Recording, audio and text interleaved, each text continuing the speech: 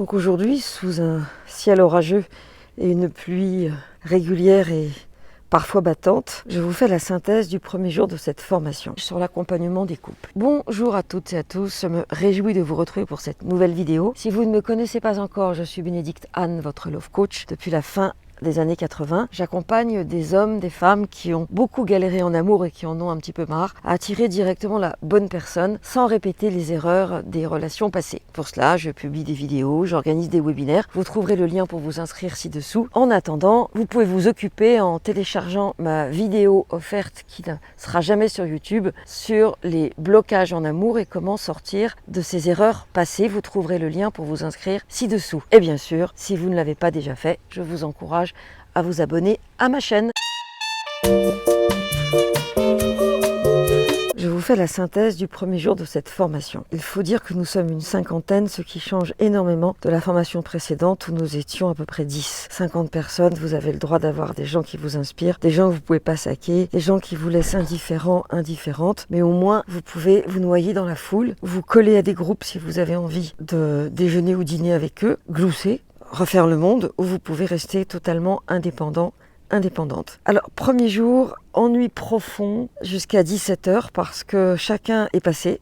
Les tauliers, j'ai envie de dire, ont besoin de savoir où on en est puisqu'on se connaît tous, on a tous fait les parcours, plein de formations avec eux. Et donc, chacun raconte sa vie. Alors, il y a des cas intéressants, des cas profondément ennuyeux, des cas complaisants. Mais ce que je note quand même, et c'est assez important de le préciser, c'est qu'il y a des thèmes qui reviennent très souvent. La rupture récente, les couples en difficulté avec un qui veut s'engager, l'autre pas, alors qu'ils sont ensemble depuis longtemps, mais c'est plutôt autour de la vie commune. La mort d'un parent, il y a beaucoup de personnes qui ont perdu un parent au printemps. Des gens qui ont entre 40 et 60 ans, donc pas des gens très âgés. Il y a aussi la maladie, les problèmes de santé. Chez des gens très jeunes, j'étais assez surprise. Et puis, des formes de dépression. Donc ce qu'on peut dire, c'est que chacun raconte sa life, se met à pleurer. Parfois c'est touchant parce que, évidemment, quand on est dans la sincérité, c'est toujours touchant, mais c'est souvent, je trouve, très complaisant, très... Donc ça s'endort, ça raconte ses trucs, et les tauliers. Ça c'est le côté qui m'excède profondément dans ce genre de stage. Mais bon, jusqu'à 17h c'était chiant, c'est pas grave, j'ai dormi. Bonne nouvelle, on mange plutôt bien. C'est curieux parce que la dernière fois, le cuisinier était vraiment naze. Il me semble que c'est le même, mais c'est plutôt bien. Un peu gras pour du veggie, mais il y a quand même de la diversité. Bon, il y a beaucoup de pâtes évidemment, mais il n'y a pas que des pâtes. Les fruits n'ont pas de goût, donc ça c'est pénible aussi. Les framboises, les mûres n'ont aucun goût, c'est vraiment décevant. Mais les bleuets, donc ils sont produits de façon industrielle évidemment, ont du goût. À 17h, quand ça a commencé à devenir intéressant, là on est parti sur le contenu vraiment de cette formation, à savoir accompagner les couples. Et on est parti sur la base, d'ailleurs je vais vous faire un webinaire sur le sujet à la rentrée parce que pour moi c'est essentiel de maîtriser ça.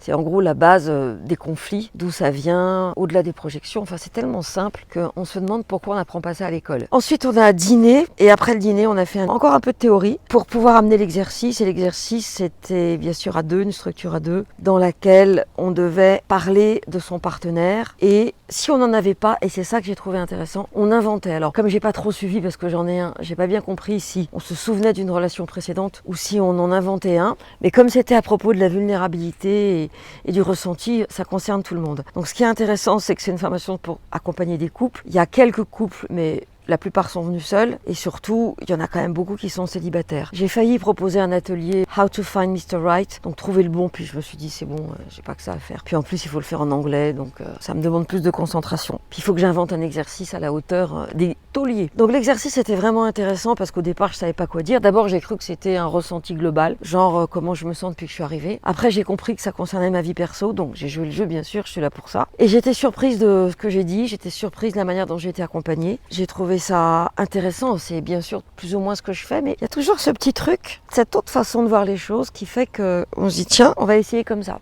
Et puis donc, je pense, je ne sais pas si c'est, bah oui, probablement ce matin, je vais accompagner ma cothérapeute, on va dire. Et surtout, j'ai choisi, enfin on s'est regardé, on s'est choisi, une Australienne qui est déjà thérapeute, donc c'était cool parce qu'elle maîtrisait bien son sujet. Et du coup, bah, c'est moi qui vais l'accompagner aujourd'hui, donc c'est bien parce qu'hier elle n'était pas en état de se faire accompagner. J'ai vu comment elle a fait. Rien de très nouveau pour moi, mais toujours pareil, la façon dont c'est fait, ça donne une autre perspective en fait. On arrive toujours au même point. Toutes mes formations amènent à ça, mais il y a ce petit truc de différent qui fait que ça m'a donné l'impression de proposer un angle de plus. Donc aujourd'hui, c'est le début de la deuxième journée. Il y avait la Kundalini du matin qui était supposée être la dynamique, mais une variante. En fait, je me suis levée à 7h15, je suis arrivée à 7h20, je suis restée un quart d'heure. J'étais pas dedans, donc j'ai décidé de rentrer. J'ai aussi envie un peu de profiter, même si le temps est, comme vous pouvez le constater, pas au top. Je vous ferai le retour de cette deuxième journée. Merci d'avoir écouté cette vidéo jusqu'au bout. Merci de la liker si elle vous a plu, de la partager si vous pensez qu'elle peut aider des personnes de votre environnement. Et à très vite pour une nouvelle vidéo ou un nouvel audio.